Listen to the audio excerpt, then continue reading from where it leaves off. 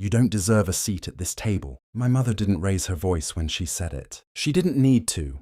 The words cut clean, sharp enough to silence the clink of cutlery and the low hum of Christmas music in the background. Every eye at the table shifted toward me, but no one spoke. Not my uncle, who had just laughed at my joke minutes ago.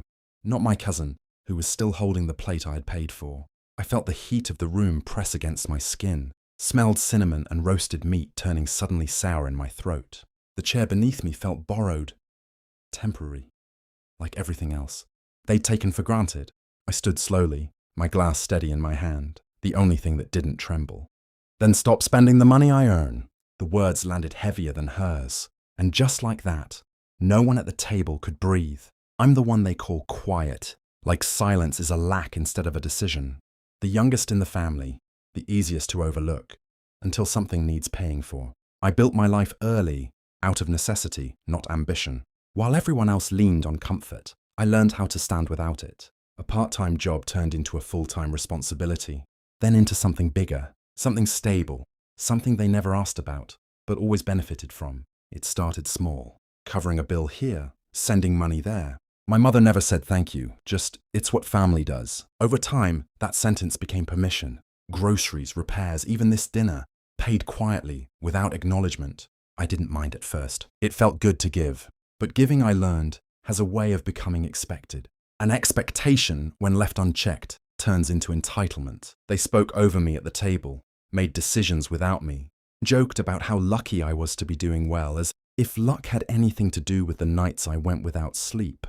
The risks I took alone. I let them believe it. Let them believe I'd always be there, quietly covering the cost of things they didn't value. Tonight wasn't sudden. It was just the first time they said it out loud. Dinner didn't collapse all at once. It unraveled in small, almost invisible threads, the kind you only notice when everything starts to fall apart. My aunt reached for the breadbasket and said, lightly, "You always were good with money, not like the rest of us." A compliment on the surface, but her eyes didn't meet mine.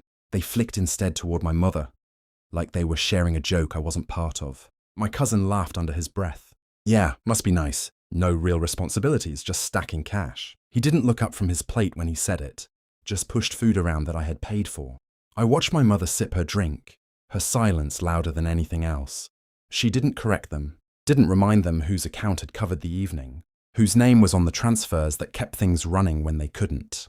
Instead, she tilted her head slightly and added, "Some people have it easier than others." The words were soft, almost thoughtful, but they settled heavy. A glance here, a pause there, conversation shifting just enough to exclude me. Like I was present but not included. I noticed everything, the way plates were passed around me, the way decisions were made without asking. No one raised their voice. They didn't have to. I had spent years mistaking silence for peace. Sitting there, watching them speak around me, I realized it wasn't. It was permission, given slowly, reinforced quietly. Every time I paid without a word, every time I let a comment slide, I had taught them exactly how to treat me. And they learned well. The moment didn't arrive with noise. It came in the smallest detail. My mother reaching for her glass. The one I had bought in a matching set last winter. I remembered carrying the box in myself, her barely looking up, just saying, "Leave it there." Now she held it like it had always been hers. That's when something settled in me. Not anger, not even hurt, just clarity. I wasn't part of this table. I was funding it. So when she said, "You don't deserve a seat," it didn't shock me. It confirmed everything I had already started to understand. Standing up wasn't impulsive. It was overdue.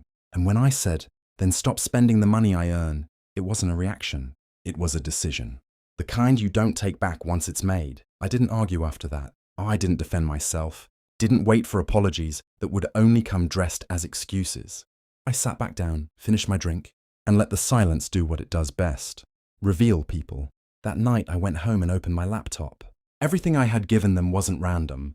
It was tracked, transfers, receipts, shared expenses, all sitting neatly in folders I had built out of habit, not suspicion. I worked in finance long enough to understand one thing. If it isn't documented, it doesn't exist. And if it is, it can be redirected. I started small. Automatic payments, paused. Shared cards, removed. Subscriptions billed to me, cancelled or transferred. I didn't make announcements. Systems don't need speeches. They just need inputs changed. Then I went further. I reviewed the larger commitments, the rent I had been quietly covering, the repairs I had fronted. Where my name existed, I drew lines. Where it didn't, I stopped stepping in. No confrontation, no warnings, just quiet corrections. By the time I closed my laptop, nothing dramatic had happened, but everything had changed. The first sign came 3 days later. A message from my mother, short, almost casual. Did something happen with the grocery payment? No accusation, just confusion, like a light switch that refused to turn on. I read it, then locked my phone. By the end of the week, the cracks started showing. A call from my cousin, his voice tighter than usual. Hey, the card declined at the store. Is your bank acting up? I could hear the background noise, checkout scanners, quiet impatience building behind him. I told him calmly, no, it's working perfectly. Silence stretched, thin and uncomfortable. Bills don't shout when they arrive. They sit, they wait, and when no one handles them, they speak all at once. I imagined the house that night. Lights still on, but dimmer somehow. Conversations shorter, that unspoken question moving from one person to another. Who's covering this now? No one said my name, but I was there in every pause. I didn't chase the moment. I let it come to me piece by piece. Missed payments, awkward calls, the slow realization settling in. I hadn't taken anything from them. I had just stopped giving. And somehow, that was louder than anything I could have said. The calls changed before they stopped. First came confusion, then irritation, and finally something quieter. Calculation. My aunt reached out with a careful tone, asking if everything was okay, stretching the word like it might cover more than concern. My cousin sent shorter messages this time, no jokes, no assumptions, just questions that circled the same point without naming it.